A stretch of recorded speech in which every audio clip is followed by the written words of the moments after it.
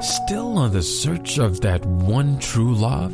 On the limbo in this crazy world of dating, marriage, relationships? Well, listen to the Golden State Media Concepts Relationship Podcast, your one-stop podcast for everything about relationships.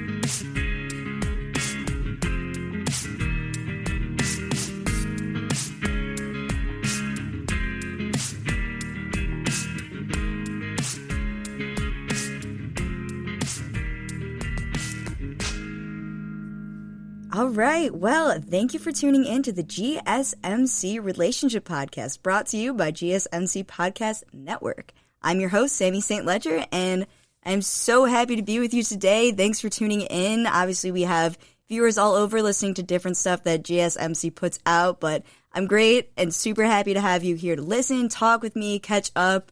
Obviously, I had a great day today. It was sunny outside. I am still currently at the University of Illinois, finishing up a degree in journalism, but I had the opportunity to anchor this morning and walk to the studio on campus, head out, picked up some coffee, walked around in the sunshine, called my aunt, had a great conversation.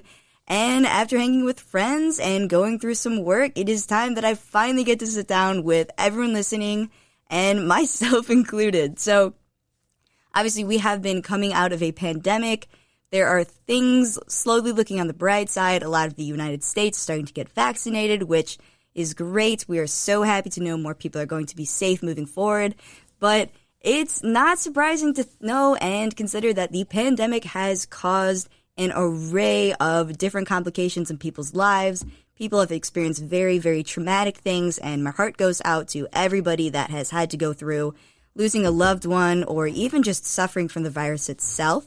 Very much looking forward to summer and everything that comes out of it, but the pandemic, we know, it changed our lives. It's changed a lot of things, and it has had a massive impact on our relationships.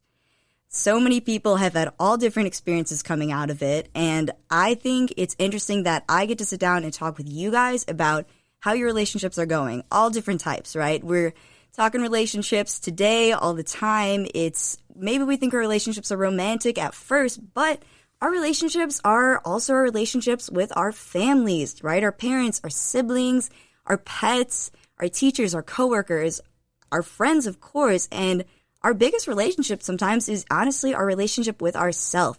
So today, this podcast is going to delve in all into different types of nitty-gritty, all different moments, all different aspects of relationships. And I am very much looking forward to it, and I hope you guys are too. Again, thank you for tuning in. Today's show, we're going to start off talking about the science behind why some women look like they're glowing. There's a little more to it, but you got to stay tuned to find out. From there, we're going to take a look at how the gender that we are socialized under actually can have a huge impact on the relationships we're in, often unbeknownst to us. Then we're going to go inwards and have a long, nice conversation with the longest relationship you've probably been in, which is yourself. And finally, plus, we are going to have so much fun at the end if you stay tuned, reminiscing on old love songs and comparing them to new love songs. Let's get started. All right, to kick it off, let's talk about the science behind chemistry. All right, I had to make that joke. I truthfully did not want to make that joke, but I don't think there's a way you can reference science and any type of love and not say the word chemistry. So for those of you that cringe, just know I did too, but we are moving forward. And again, let's talk about the science behind attraction and why sometimes we see a girl and she has a glow. And obviously, her friends recognize it, you do too, and a lot of times we know that all the guys will be looking at her because she has this awesome glow to her. But question is, what's actually going on below the surface? Now, glowing is a term sometimes we give to women that are pregnant, because we know that woman is flowing with different beautiful hormones that are helping her carry along a baby that will soon come into this world. That being said, though, also, that glow that our friends get, right? It's not always, that highlighter they picked up down at the store. It's not that great makeup that they did and they spent all day doing. It might be some of that, but actually there is a more intrinsic thing and biological thing that starts to happen in the body. The ovulation cycle is linked to how females are perceived, often by males, but also their partners. And there's a very interesting research study by Geoffrey Miller, Joshua M. Tiber, and Brent D. Jordan. It came from the Department of Psychology at the University of New Mexico, Albuquerque.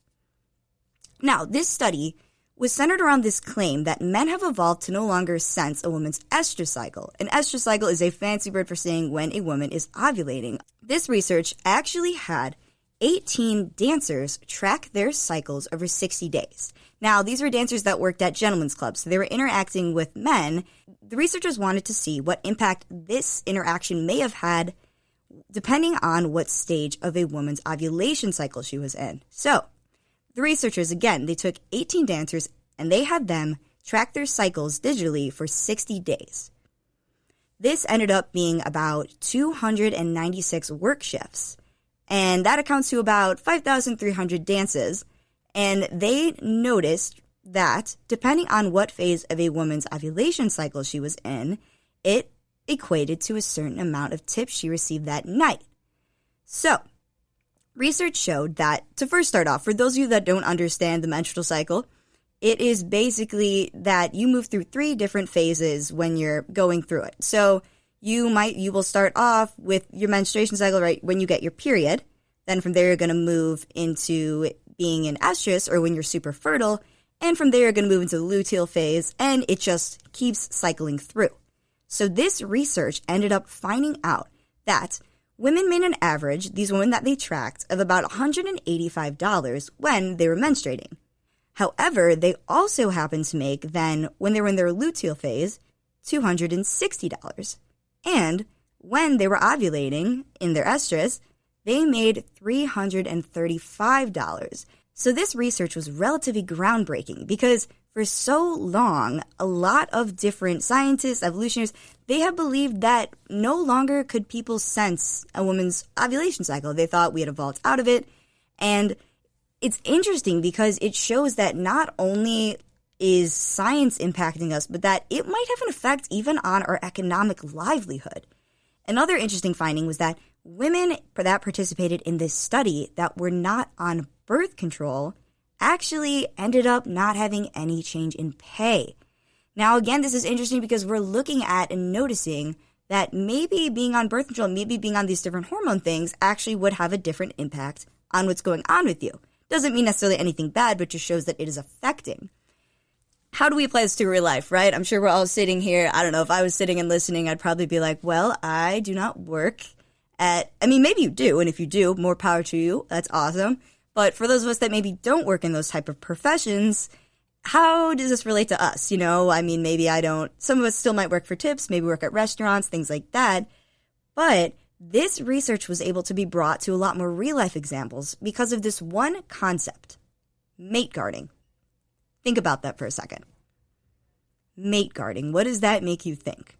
Well, for those of you that don't already know, mate guarding is this concept where when a woman is out, and again, right now I'm specifically talking about heterosexual couples because this is currently what has been more studied. While it is exclusive to other types at the moment, it's the research. On this podcast, I also want to say before I get into this that we absolutely support the LGBTQ community and everyone that's a part of it. And just a lot of times when I'll be talking about scientific concepts, that it might not necessarily be 100% applicable, but that being said, the study might not be. But what you pull from it probably does have meaning to you. So bear with me for that, and I obviously hope and support that we find more research about all different types of relationships. That being said, back to the study, this idea of mate guarding, right? So mate guarding is going to be when often a woman is out in public and a guy is kind of, he's looking at his girl, right? She looks cute. She's got those cute maybe jeans on, heels, she's popping. But what's actually happening is he's paying extra attention to her, and something about that day, he is being a lot more protective. So mate guarding, we see, actually correlates to the ovulation cycle as well. An example of mate guarding would be getting those "I miss you" text, right? Or, you're out with the girls, so you keep getting checked in, and you're getting, maybe your significant other is constantly texting you. Your boyfriend's texting you like, hey, babe, what's up? Hey, you look super cute today. When are you coming home? I miss you. Are you okay? Do you want me to pick you up? All these little teeny tiny things is an example of mate guarding. And that too can also be if maybe you're out with your boyfriend, your husband, your significant other, partner in general.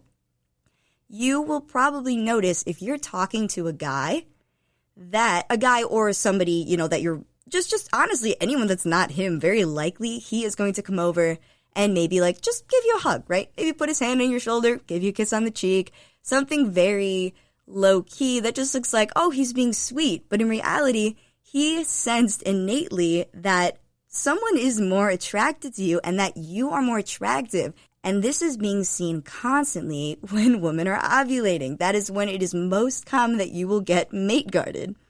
So I found that completely fascinating. And another finding, though, not from the research study, but it was also found that our women that are our knockouts, our 10s, are actually being constantly mate guarded regardless of their ovulation cycle. Because, it's showing that their partners know that they are absolutely enticing and beautiful and magnetic, so they're constantly being guarded. And it's also being found that mate guarding is far more common also in situations where, obviously we're not here to cause offense, but this is merely what findings have found. I am not putting out my opinions, but that if a man or a partner is objectively less attractive than the woman, that she will be guarded extra. So I know my parents used to always say whenever they saw someone out with someone that seemed maybe not on their level of attraction, in their opinion, they would always say oh, that guy outkicked his coverage. And that was a saying that I always heard growing up. So if you ever notice a situation like that, maybe you know why, Billy's being a little more protective over Lisa tonight, or always, or every night. It just gives you an idea. Now, right, how do we connect this to our whole world? What are we thinking about? I just find it fascinating because it shows that as much as we think very much on a surface, maybe not even a surface level about relationships, but as much as we are thinking that they are very much kind of what is happening in the present constantly, and maybe even we think about we might be acting a certain way because of how we're raised, there is so much more to the depths of them. And I think the more we learn the science behind it, it at least doesn't mean it necessarily helps us, but it raises an awareness and it gives us this bigger understanding that a lot of other things are at play. So that's one great example. Obviously, there will be more examples to come, but I love talking about the science behind it, and I hope you do too. I hope that some of you are smiling or at least interested and have something to tell your friends or family when you come home today. Mate guarding, that's your vocabulary word of the day.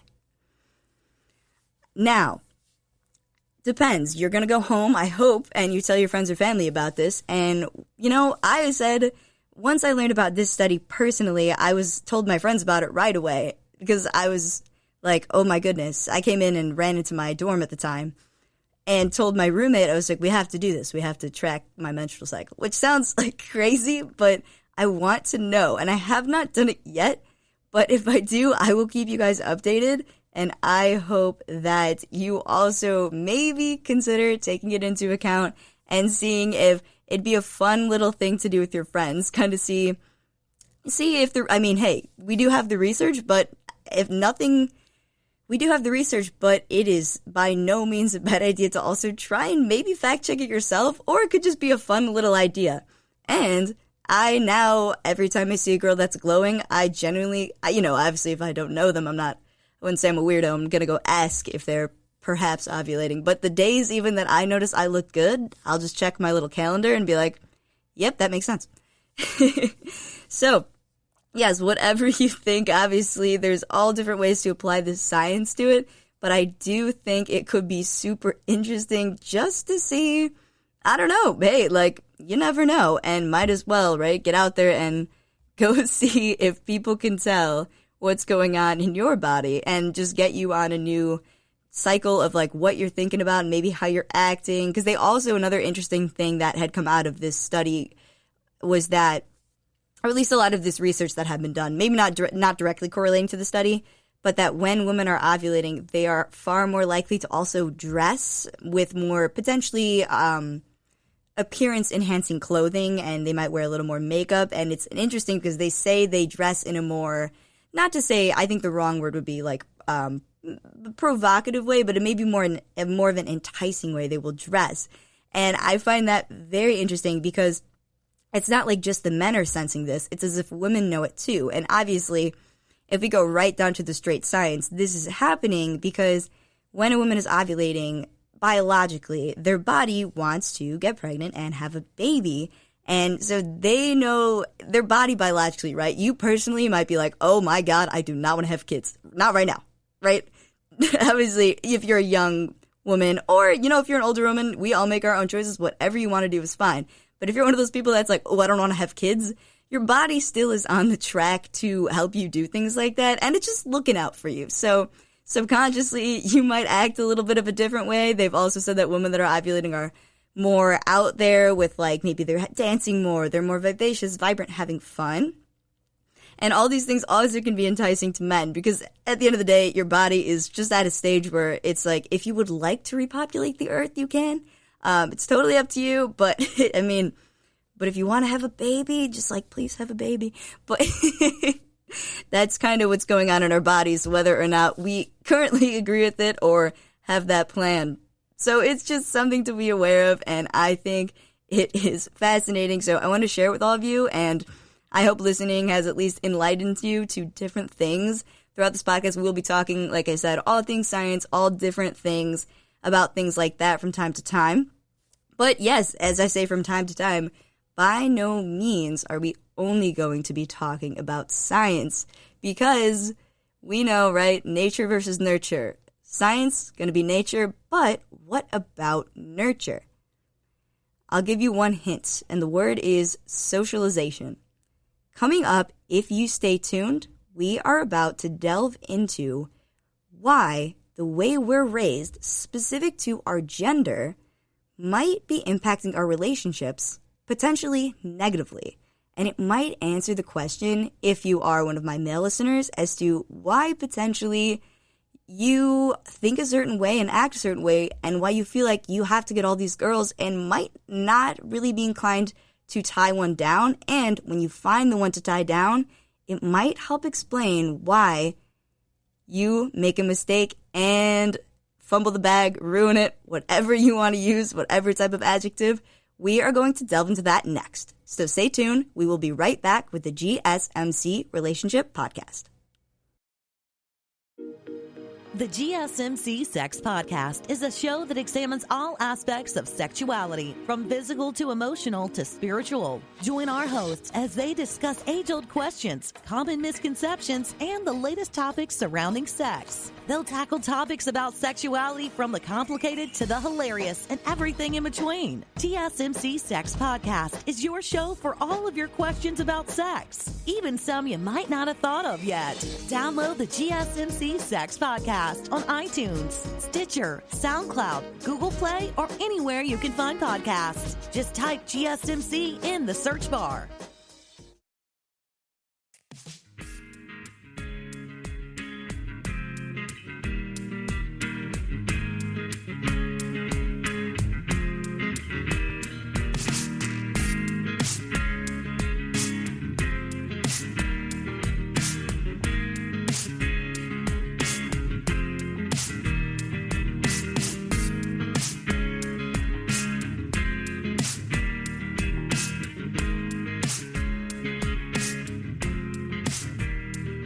All right, we are back with the GSMC Relationship Podcast with your host, Sammi St. Ledger. Thanks for staying tuned in. We are now moving to our second part of the show, which is where we're going to break down the way socialization might actually be impacting our relationships in a way none of us necessarily knew. Now, to start off, I'm going to start off by explaining that when we talk about gender in this part, we're talking about gender as just a social construct. Gender itself, we understand, is an identity so everyone's gender and their gender identity is very unique and specific to them. And I want to also say that nobody can tell you what your gender identity is. It is up to you. That being said, I am going off of a lot of, like I said, different research and readings that I have discovered over time that have been specifically about how we treat a girl when we perceive her to be a girl and the way we treat a boy when we perceive him to be a boy. Once again, want to shout out and just say again, we love our LGBTQ plus community, and it is always a safe space. I always love to learn and be informed, so anyone in that community or anyone outside, however you feel, you guys are always welcome to comment, shoot me a DM, speak to me, whatever you want to do, and I would love to take into account what information you have to give me, love to ask you questions, and love to make sure you feel involved in all the discussions we're having and become a part of all the discussions as well. All right, so moving on. Basically, what's interesting is that now it's interesting, right? To start off, I guess the best way I would first start to look at gender. And the first thing I specifically noticed about gender upon getting a little bit older, I think when you're young and it is so understandable, you come into this world as this small little child and your parents take care of you. Whether you have, maybe it's just one parent, maybe your grandparents take care of you. Hopefully you are raised by someone that is loving, right? Regardless who it is, hopefully you're raised by someone that is loving. And right away, you're going to start getting little things happen to you, right? We're maybe giving girls pink. We're giving boys blue things, you know. We tell girls, right, you want to be a princess or you want to be a mom. Girls have their baby dolls. There's certain things from right at the get-go you will notice that you're naturally going to be told to do based off even toys that you're given, right? We give our boys our action figures, but our girls have dolls. And these little things, while these are just the beginnings of how we are socialized into our gender, it's interesting the older we get, how they go from maybe just toys and colors into actual ways that we are expected to be acting. So it's interesting. I personally like to look at a lot of the language we use when we see girls and boys and how we see these common double standards that I noticed probably, I want to say, towards the end of high school. Right? We have some very derogatory terms a lot of times when we describe a girl that likes to be intimate with more than one person, or even sometimes just likes to be intimate a lot. Now, it's interesting. We obviously are keeping it family friendly here, but I'm sure most of you listening in could name, I mean, off the top of my head, I could think of at least 4 different words that we use to describe a girl when she is deemed promiscuous, right? Or basically when a girl, and often is just comfortable with her sexuality.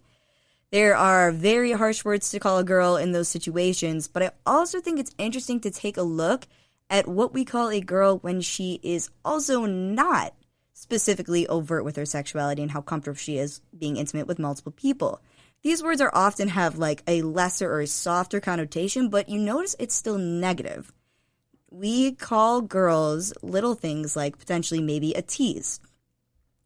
Girls are often called a tease if she will, right, she's friendly, she does, like she'll talk to maybe boys, she'll talk to other people of the opposite sex, but she usually gets labeled a tease if she isn't comfortable being intimate with somebody. And I just find that it's fascinating because girls are always, you'll notice, competing with these 2 different double standards. And I think we will constantly get into that as this podcast goes on. But just to be aware that most of the connotations when it comes to a girl and any form of intimacy, any type of sex, anything like that, they're always going to have a negative connotation, sometimes harsh, sometimes soft, but sometimes the soft connotations are a soft way of kind of influencing girls to act a certain way. Now, looking at the other end of the spectrum, right, looking at the language, we see guys are often described, if a guy is, you know, being intimate with a lot of different girls, he usually is going to be a heartthrob, a heartbreaker. My favorite one is like the man, like this guy is the man. I'm sure, oh my gosh, I could just think, a little background, I live in a scholarship house with a ton of different guys. It's like 70% boys, and it's a fantastic house, but it's funny watching the way the boys will call each other, like, no, he's the man, like, no, it's like my dude, like, they talk in a certain way, but overall, right, we could giggle here and there, it is a remotely positive connotation. Another interesting way we describe boys, if they're getting with a lot of girls, is they're a player. Now, think about that word for a second, and I want everybody to stop and just think, what is the first thing that comes to mind when you hear the word player? Sports. In sports, there are players. And now I want everybody to think, what is the number one goal of most teams when they play a sport? Win. So what message are we sending to young boys about being sexually adventurous? They're winners. They win. If they do that, they win. And it's these little ways we're going to constantly be reinforcing these two drastically different behaviors within our young girls and our young boys. So that being said, we have two drastically different ways. One that deters young women from exploring their sexuality, and one that encourages boys to explore their sexuality. But here is where it starts to get complicated. This specifically, we're talking about sexuality, we're talking about intimacy, but what about when it comes to actual relationships? What about when it comes to having your first boyfriend, having your first girlfriend, having your first partner in general? Well, already we see there's a disconnect with this. But if we're looking at the reverse, while young women are being taught from a young age to more or less not go out of their way to be intimate with anybody, to not have sex, to not this, if you do this, you're going to be that. You know, some parents will unfortunately get to a point of even maybe like threatening their child, wanting to withhold, like, oh, if I find out you do this, you're this. Like, it's not, we do not want our young girls to be, plain and simple, we do not want our young girls to have sex. Yet, what is the biggest thing we teach our girls in movies and in books and in songs and all of the things we teach our young girls is the number one goal in life is being in a relationship. Interesting. So it's a little bit different, isn't it? Don't have sex. Do not have sex. But the best thing in life, the only thing that matters, is falling in love, of course. So now, let's take a look at our boys. We tell them, if you have sex, you're a winner. If you have sex with a lot of different girls, oh my gosh, championship. And not only is this enforced by us, but it is enforced by so many other things and people within these young men, young boys, their lives. This brings me to the summer. All right, small little tangent. We were in a pandemic, and I decided I would love to pick up some healthy skills. Obviously, I think we have, everyone put a hand up and put your hand down if you made bread this summer. All right, so I guess what I'm getting is if you got on TikTok, if you stayed inside, if you maybe potentially drank more than you wanted to, if we were all in a state that we were coping with things in some healthy fashions and in some unhealthy fashions. Either way, I started getting into different books about relationships, and one I found super interesting that delves into the topic I was just discussing is Don't Forget Your Crown by Derek Jackson.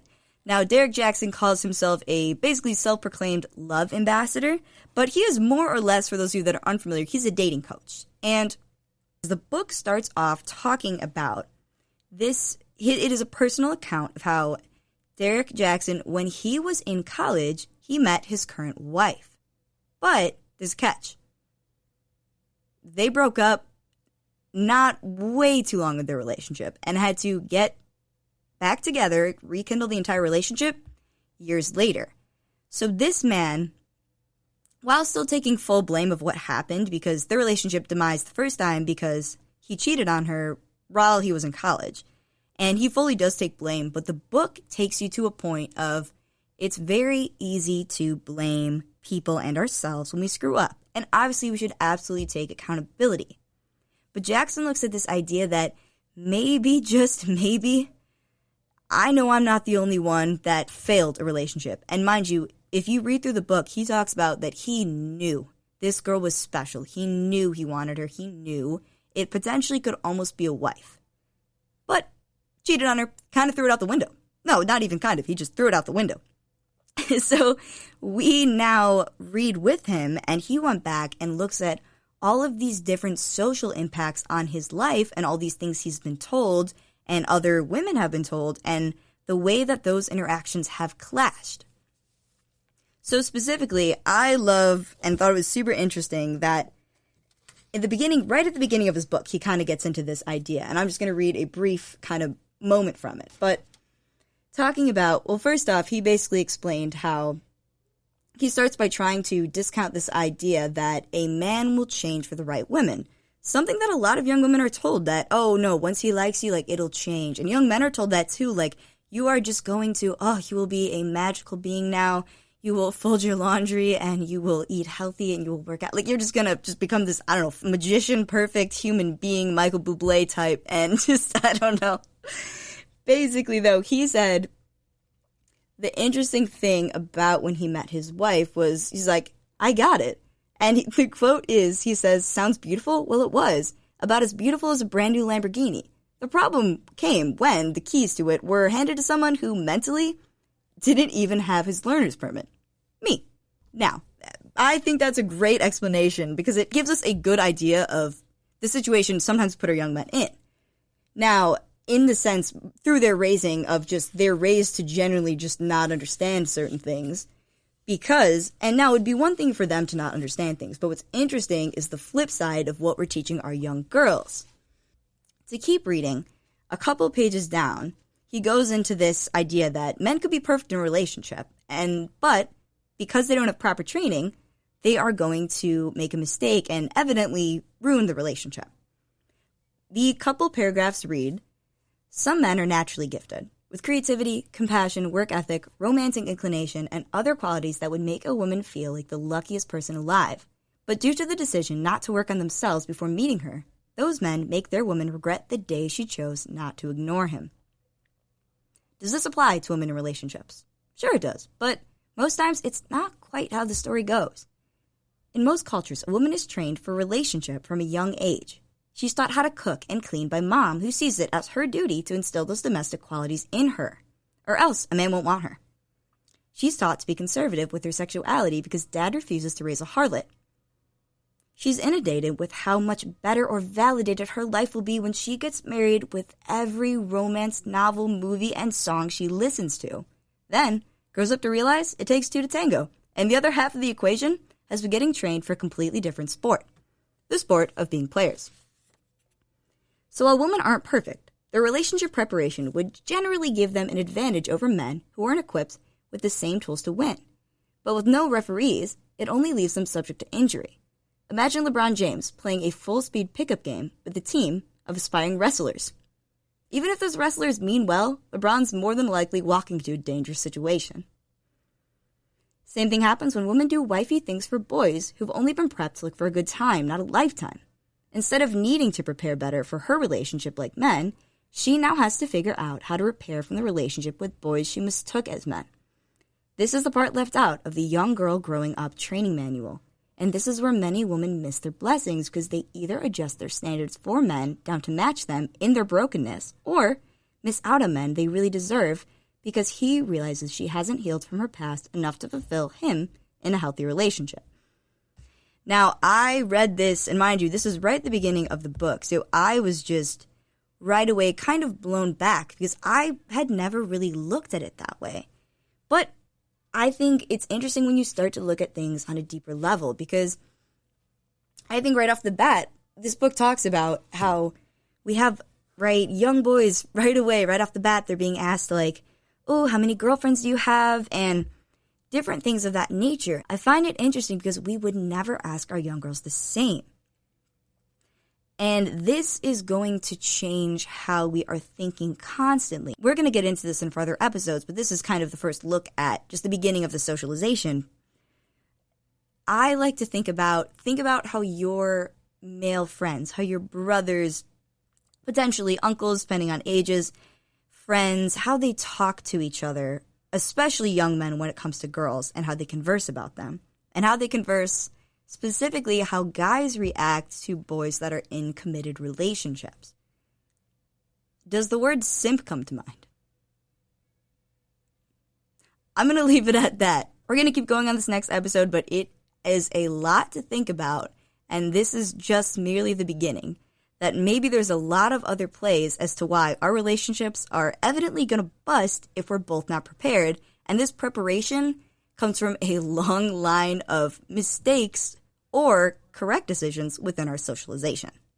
Now, that being said, we are going to take a break, but please stick around because up next, we are going to talk about our longest and potentially most difficult relationship we have ever had.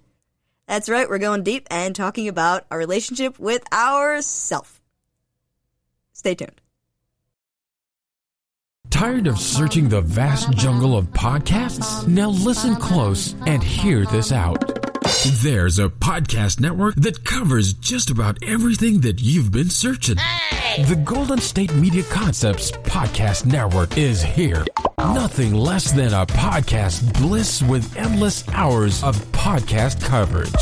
From news, sports, music, fashion, cooking, entertainment, fantasy, football, and so much more. So stop lurking around and go straight out to the Golden State Media Concepts Podcast Network. Guaranteed to fill that podcast itch.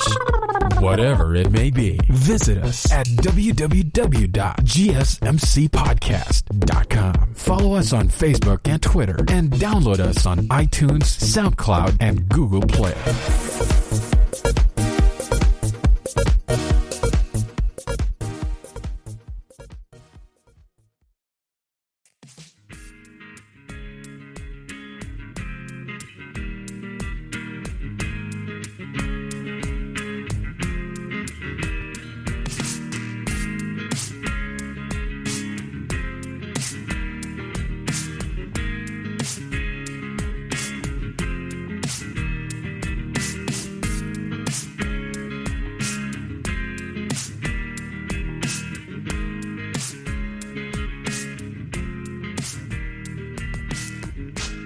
All right, welcome back. Thank you for staying tuned.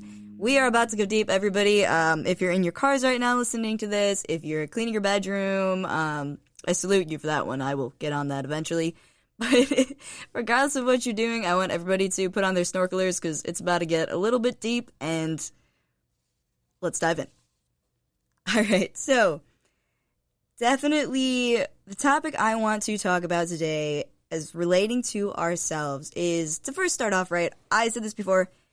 Your relationship with yourself is the only one you're going to be in, and the only one it's the only person you can't, not to say break up with, but you can't end that relationship. So it's interesting because the relationship with the self, as many other relationships are, is ever evolving. And the most interesting thing about the fact that it's ever evolving is the fact that while you might choose to, work with a partner to fix a relationship, you have to work with somebody.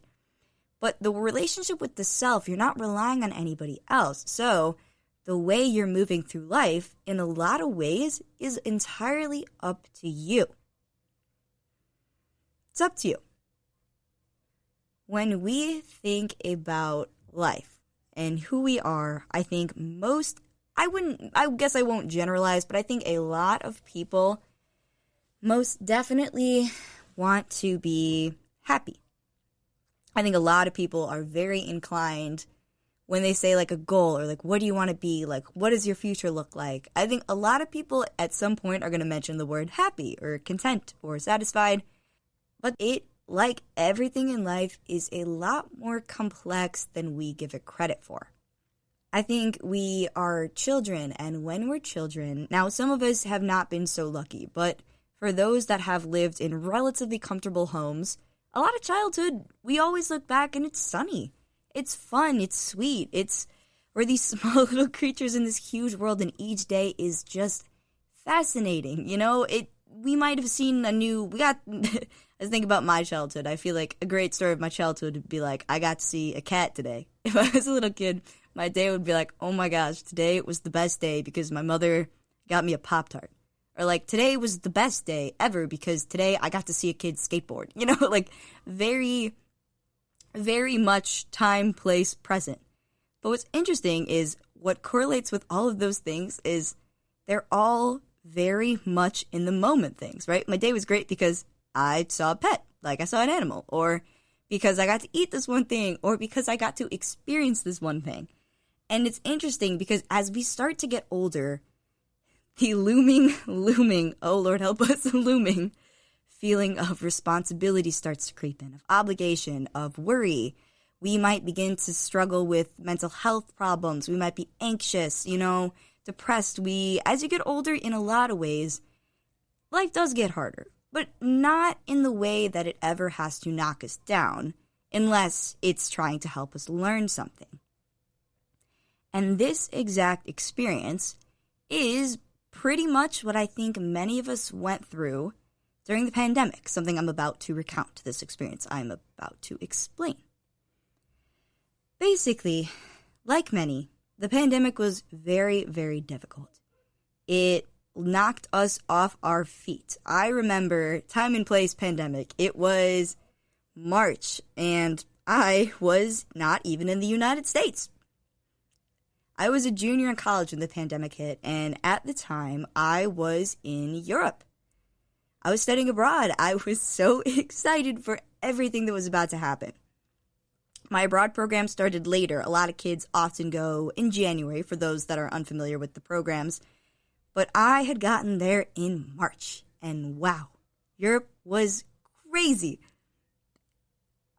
And I remember right before I left, there was like this talk of like this virus, like that, oh, but it wasn't in the U.S. So like, yeah, you don't really got to worry. I was like, okay, yeah, like just very, very honestly naive at the time. And I remember as we got to Europe, we had come to school, and it was 2 days into my trip, and a lot of kids that were studying abroad, about scarcely 150 miles for me and the girl I was studying with at the time, got sent home because of this coronavirus. And it was like, wait, what? Like, wait, we just got here. We're getting sent home? All right. Like, but we hadn't gotten, like, the yes yet to being sent home. So, that being said, give or take 12 days, and I was back on the plane, back to the U.S. A lot of things changed quickly for a lot of different people. Now, I was fortunate to still have had that experience, and I am very grateful. But I know while I got to do that, my life still changed. Things still shut down. I thought on that plane ride home, I was like, oh, it's fine. I'm going back to school, back to college. I'll see all the friends that I was upset to leave, to go to Europe.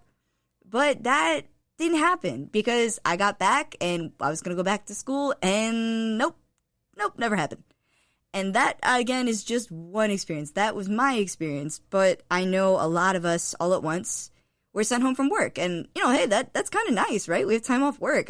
Everyone always wants time off work. I guess I won't say everybody, but I think a majority of people are like, oh, what? I don't have to put on pants today? Like, that's at least how I feel when I don't have to do anything. And at first it was great. And then as time went on, it was like, what did I used to do?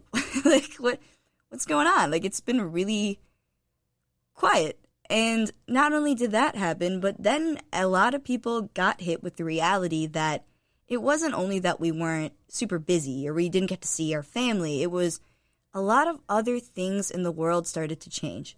I remember I would almost joke with my friends the extent to where I remember my grandfather talking to me about, I think every grandparent has said to their grandchild at one point, yeah, back in my day, we used to have to walk all the way in the snow to get to school. And they'd always say, yeah, back in my day, we used to have to wear snow boots and we'd walk through the snow for 18 miles, and then we try not to get picked up by a hawk. We were ducking under trees, and then we had to roll down hills and climb these mountains just to get to school. And it's funny because when you hear those stories and you're young, you're like, yeah, we are so fortunate. But yet now after this past summer, now it's like funny to think about, like, we always laugh. Like, a lot of me and my friends will be like, if we do have children, we're about to, the minute those kids are like, I don't want to go to school today. I don't want to go to school today, mom and dad, or mother and mother, dad and dad. I imagine that I will be immediately like, you know what? Hey, back in my day, we couldn't go to school and we hated it. You know, we were mad. So, go now. We're going to school. And just never being able to, like, we had a whole year that we couldn't learn and we were so angry. What do you have to say to yourself, Timmy? And and it's just funny to think, yes, how things change and what eventually becomes of things. And to say, like, it was an odd statement to obviously say with everything that's happened. Like, yeah, I mean, during the pandemic, like, yeah. Well, I remember I think I said it to someone one day, like, yeah, this pandemic's crazy. And, like, you know, with the storming of the Capitol the other week, like, you know, that sentence, and that sentence is real and it was life. And now I am obviously making light of a lot of traumatic events to just try and, you know, after all this time, put a little bit of just let's all relax a little bit about it. But that being said, not to discredit the fact that during this time, a lot of people went through very, very unfortunate circumstances. And this is what I'm going to say extends way past the pandemic, because in life, we will go through something difficult. You don't avoid it. That is life. But the problem is, what happens to us slowly is when we start to go through bad things, it becomes a little bit difficult to focus on the positives in life and to be happy and to be that sunny character we were when we were little. I know my name is Sammi St. Ledger, and Sammi and Smiley and all those words were always associated because I was fortunate to have a positive demeanor. But when the pandemic hit, and all the bad started to set in, and all the other, you know, because not only was it just the world was experiencing so many sad situations, but a lot of people's personal lives took hit. People lost their jobs. People lost family members. People went through divorces. People went through breakups. A lot of bad things happened within our relationships as well. And those things were a lot of the things that were holding us up, kind of supporting us throughout everything that had been happening. And during this time, I kind of forgot really what it was like to be blissfully happy.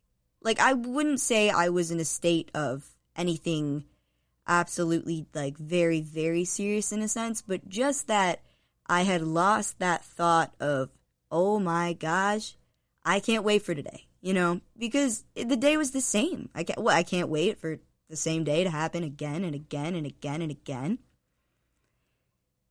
Now, this might go along with my decision to make healthy choices over the summer in addition to my reading, but I learned hugely over the pandemic, and I hope many people listening right now can relate, and if they can't, that I hope they can take this advice.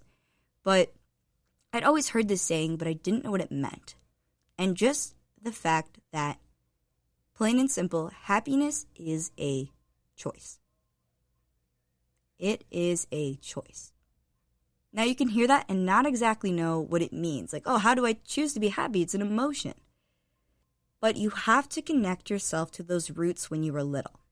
When you were young, you lived in this present. The day was great because of one specific thing you got to do that you focused on.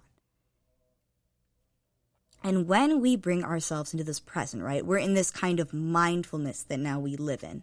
There's been a lot of movements for yoga, mindfulness, meditation, all these beautiful practices that can keep us focused in. A lot of these exploded during the pandemic in a very positive way because people needed to keep themselves in the moment. So I have done yoga before, but I started doing yoga every day. I unplugged some technology. I got myself in a state of just completely focusing on what was happening in that moment. And things started to get better. I started to notice little moments, right? Like whether I'm excited about the food I'm tasting that day, or how great the workout that I just did felt, or sitting with my mom. And you have to, in those moments that you are thinking of the 90 other problems going on in your life, all those other problems aren't often with you in the moments that you're thinking about them. And sometimes they are. I've been in situations this year that even now down back at school that a problem I experienced was right next to me. Like an individual I had a struggle with within our relationship. And at the end of the day, you have to take yourself into a spot where you are focusing on exactly what's happening and the good that is coming out of it.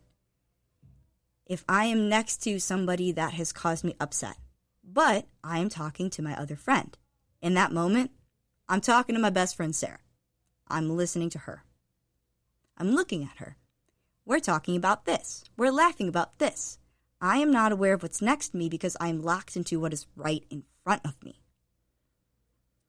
And this was the beginning of just this constant reassurance every single day that I can focus on what's good. I can choose to be happy because to the best of my ability, I will put my energy into what is good. Now, this is one way to do it, right? Meditating, being very mindful. It is very helpful, and doing our best to focus on positive over negative, because focusing on negative will, unfortunately, now it does not mean when we're upset that we should not indulge in those feelings. But it does mean that once we are good and once we have processed through them, right? Once we've cried, once we've punched a pillow, once we've yelled, that we can again go back to focusing on what matters, and that is the present and what good things are happening. Another huge thing that I learned was this idea, and a lot of people I'm sure have picked this up. I hope some of you listening right now can definitely relate to this, but positive affirmations. I said earlier in the podcast I talked to my aunt all day, and obviously we are many years apart, but yet we were on the exact same plane. We were talking about positive affirmations, and it's an interesting thing in your head that if you wake up, and you might not mean it at first, but I will get up now on days that I am exhausted, or maybe I have a test that day, or maybe I can't sleep, or XYZ, and I'll wake up and just tell myself, you know what? It's going to be a great day. With so much enthusiasm, so much vigor. And as I say it, I notice something small changes in my demeanor. It might not be drastic, but it puts you in a spot that your brain's starting to be oh, well, I said it, so it's probably true. And if you use that, now that's just about my day, but to use those type of affirmations, same thing within your appearance, right? I am beautiful, I am loved, I am desirable. Within your work, I am smart, I am capable, I am dedicated, people value me. Within your kids, I am a great parent, my kids love me, I am doing all that I can. When you remind yourself of the work you know you're putting in, even if you don't believe it initially, over time you will. Because you are choosing, again, to recognize the good. And the more good energy we're putting out into the world, the more good is going to come back to us. It's just a natural action-reaction thing. We see it in science with Newton's law. Every action has an opposite and equal reaction. But we need to work to put out our best effort and remember that happiness is a work in progress. We can't get down on ourselves because doesn't mean you won't. But when we are already upset about something and then we are down on ourselves for being upset about that, we're being too hard on ourselves, we are trying to fight this friction, but adding more friction to it, right? We're adding fire to fire. So how is that not going to make all the flames bigger? It's going to. So we need to take a step back and remind ourselves of everything good and everything we have been putting in so far so that we give ourselves the opportunity to keep growing, keep learning, and putting ourselves in a spot where we want, know, and need to be. All right, that was deep. I hope some of you can relate. Obviously, every single day is a journey when you're living with yourself, and a lot of times it's a fun journey, but it can also be difficult, challenging, but it is, at the end of the day, beautiful. So hope many of you could relate to that. We are now going to take a quick break, but stay tuned. We were just deep, but now we're about to get really fun. And we are going to take a look, obviously this is the relationship podcast, we're going to take a look at the best things that we get to hear, love songs. We're going to take a look at the oldies versus the new ones and see if we can pull out the parallels and reminisce on some of our favorite tunes. Stay tuned, we will be right back with the GSMC Relationship Podcast. Are you tired of the same old news? Are you sick of the seemingly endless political spin and negativity? The GSMC America Still Beautiful podcast is a weekly news podcast covering all the top positive and uplifting news stories. We cover stories that will inspire, uplift, and remind you of the good in the world. Tune into the Golden State Media Concepts America Still Beautiful podcast to get all the great and positive news stories of today. Download the GSMC America Still Beautiful podcast on iTunes, Stitcher, SoundCloud, Google Play, or anywhere you find podcasts. Just type GSMC in the search bar.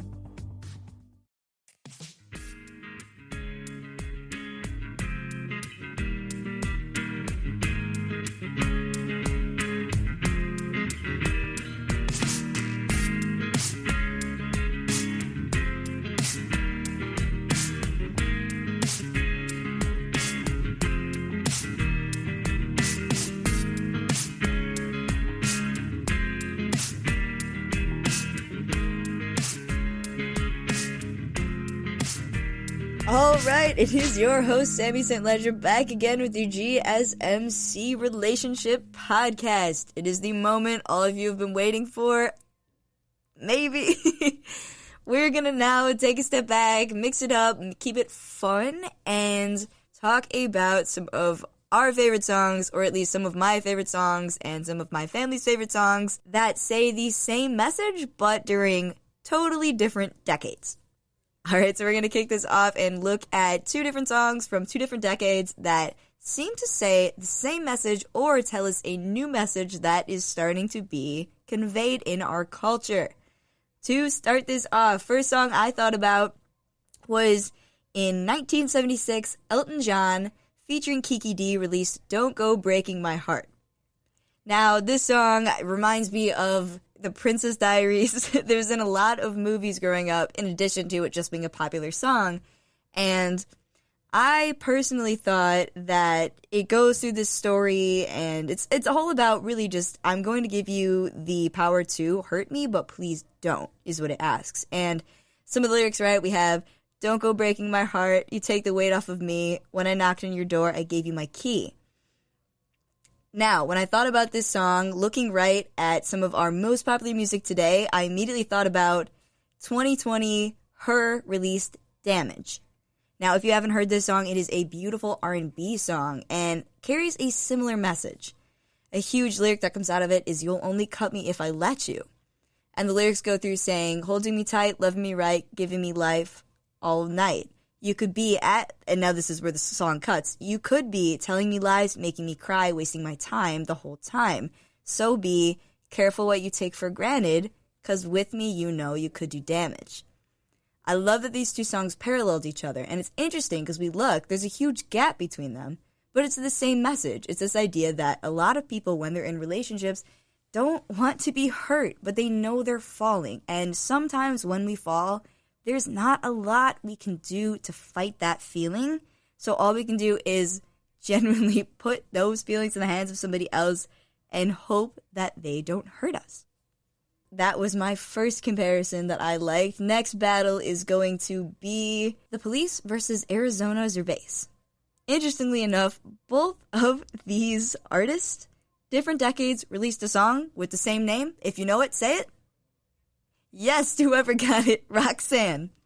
Now, The Police released a song called Roxanne in 1978, and the song seemed to encompass this idea of a woman that probably worked within a profession as a prostitute, and the song covers this idea of, it kind of begs the woman in a sense. It's like, the lyrics go, you don't have to put on the red light, those days are over, you don't have to sell your body to the night. Again, they say, walk the streets for money, you don't care if it's wrong or it's right. And it's idea of this woman that is doing her own thing. She's in this profession, but you notice the underlying theme is kind of saying, no, you don't have to do this. You know, you don't have to do this. And it's interesting because traditionally we think of, I think in some households we think that that type of profession is bad. And obviously, well, prostitution itself is illegal, but some people do use sex work as a way to make money. So it's interesting to have a song that is assuming the woman doesn't want to do it, but truthfully, we don't know that.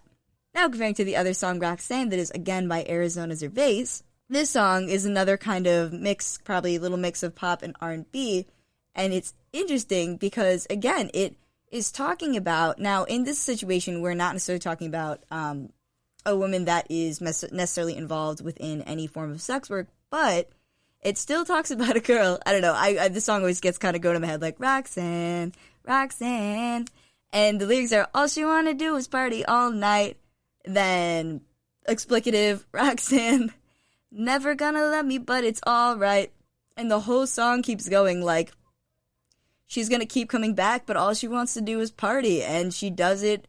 Some of the lyrics are, she wants to do it for the thrill, yeah, she drive a car with no top, like, and all these different types of, like, another fun lyric, she won't drive the whip, so she won't drive the car unless the roof's off, and only want to call when the cash out. It's like this woman that keeps coming back and forth to this artist, and she just wants to party, and it's just an interesting look at it.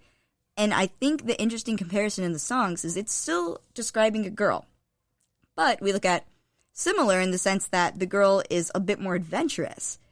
But the first song is begging this girl not to be adventurous, and the second one is very much acknowledging that she is, and that is how it's going to be. Now, I don't know, I always think music is interesting because I do think it is a clear expression of the culture that is currently happening and what we're going through at that time. It's very educational within sense. So I think it's interesting that maybe it even might allude to this fact that we might be viewing women, and I mean, I personally think we kind of are, that we're viewing any type of kind of adventurous behavior, explorative behavior, as not necessarily a bad thing anymore like we used to. I think it's, in a certain sense, being supported, and I think that could be very helpful to women that want to live that type of life. Moving forward to our third two songs to compare, we're starting off with, in 1969, the Grassroots released I'd Wait a Million Years. Now, the songs, the lyrics, very heartfelt, pretty love ballad. It's a very upbeat song. It's a very fun song. And the lyrics go, as love is reality, when you're near to me, I'm in ecstasy. I'd swallow the pain and pride. Baby, I just can't hide all that I feel inside. I'd wait a million years, walk a million miles, cry a million tears. I'd swim the deepest sea, climb the highest hill just to have you near me. A million years, I would wait for you. A million years, baby, I'd be true. A million years, I would follow you. A million years if you want me to. And now, I thought this was very interesting because it's this very beautiful song, this beautiful message about love that I will wait. I think many people have felt like that before. They've been in situations where they know they like that person, they know they're special to them, and they are willing to wait for them to be ready to be with them as well. Now, I thought this song parallels to 2019 pretty much released Phases. And now, this is, again, funny enough, it is also kind of an upbeat song. This is more of a pop song. And lyrics are, I'll practice my patience while you're getting wasted. Till fate brings you home, I'll wait through your phases.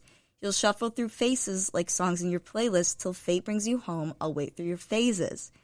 And I thought it was very, very beautiful because, again, it's like we have these songs from two different decades, but they're paralleling this same message that basically these artists are just explaining that, I mean, it's a narrative that this one person will wait for the next person to come around, and that this feeling continues to carry on in each decade of our world and our culture. All right, moving forward, our next one, released in 1971, personal favorite of mine and my mother's, is Carole King released It's Too Late.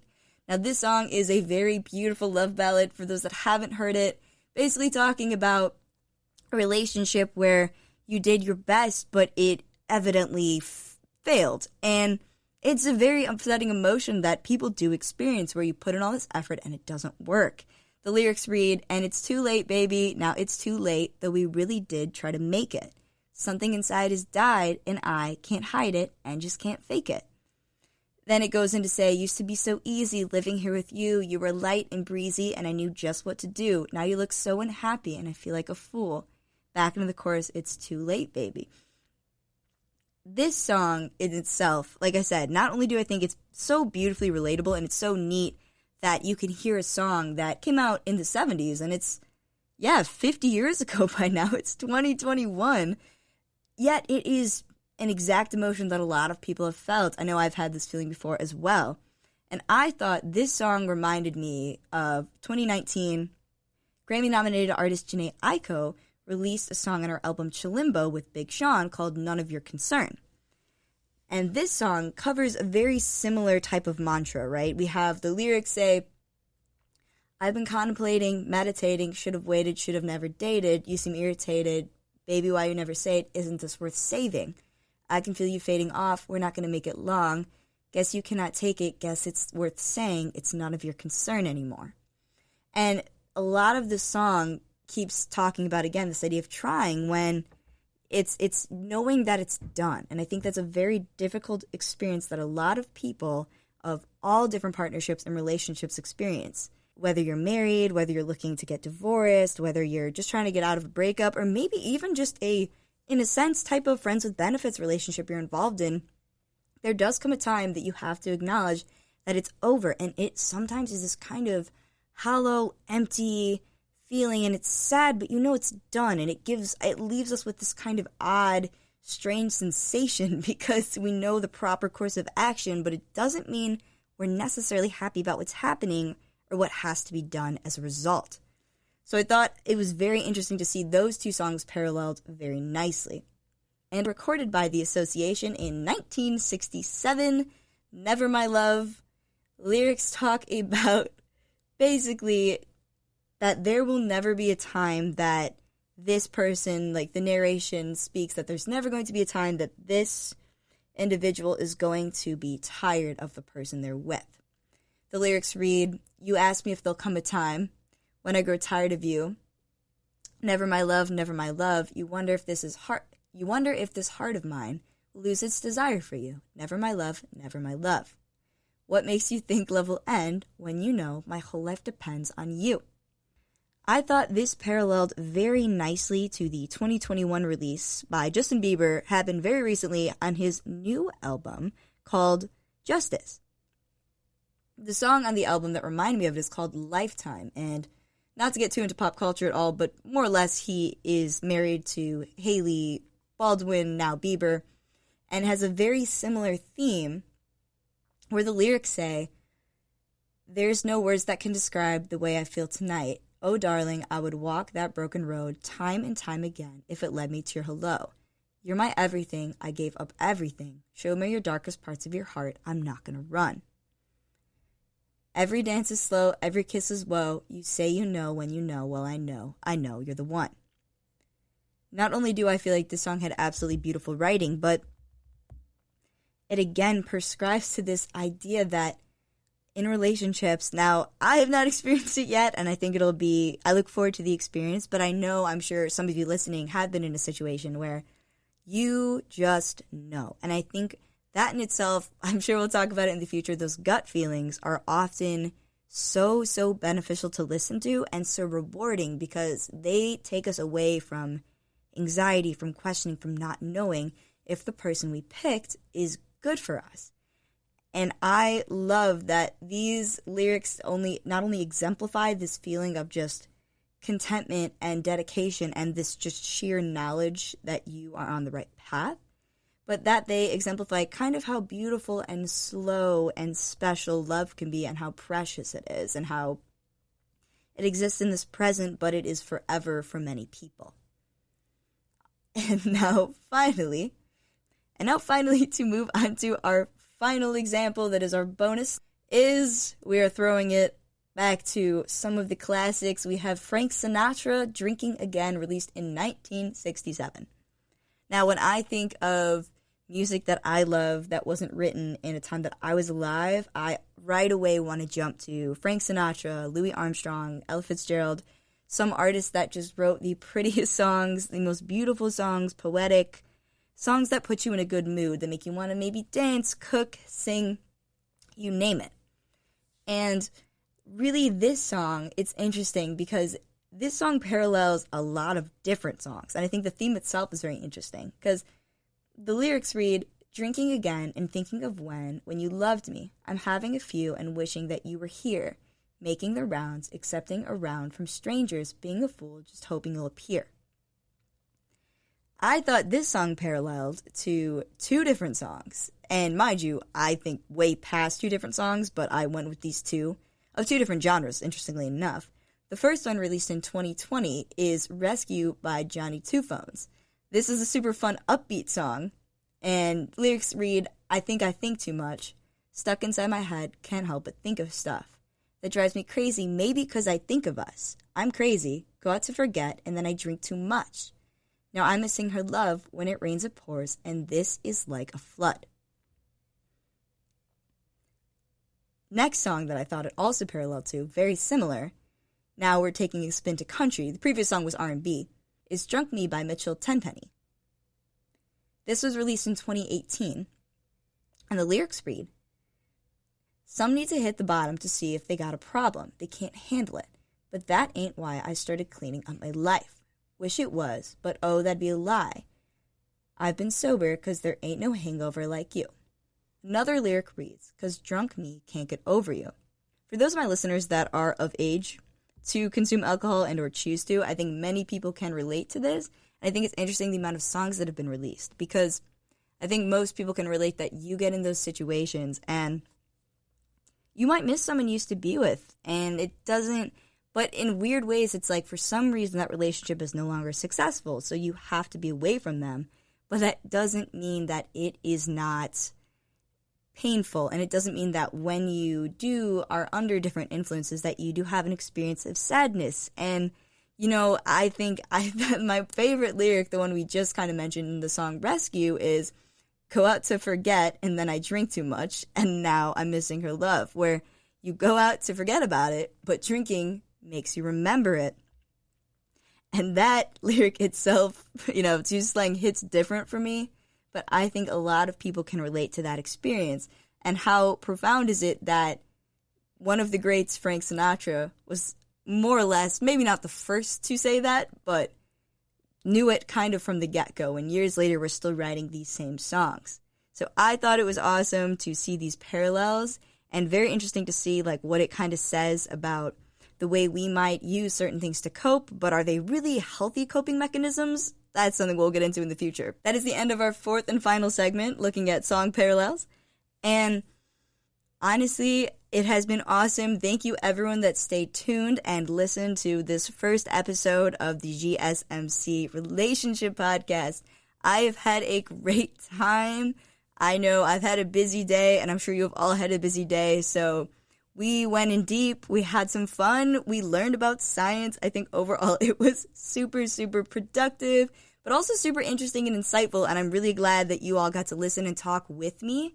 I hope some of this information you can go home, maybe talk with relatives, maybe talk with your friends, help to educate some of your younger siblings and younger neighbors about different things that are going on in our relationships that we don't know, but also to reminisce about really good moments we've had in them, or even just songs that we like that make us think about what we might have one day or what we used to. Either way, I am Sammi St. Ledger, and thank you for listening to the GSMC Relationship Podcast, brought to you by the GSMC Podcast Network. I would like to ask that you please remember to subscribe to the show and write a nice review. That really helps us. Also, if you can please follow us on Facebook, Twitter, and Instagram. Thank you. You've been listening to the Golden State Media Concepts Relationship Podcast, part of the Golden State Media Concepts Podcast Network. You can find this show and others like it at www.gsmcpodcast.com. Download our podcast on iTunes, Stitcher, SoundCloud, and Google Play. Just type in GSMC to find all the shows from the Golden State Media Concepts Podcast Network, from movies to music, from sports to entertainment, and even weird news. You can also follow us on Twitter and on Facebook. Thank you, and we hope you have enjoyed today's program.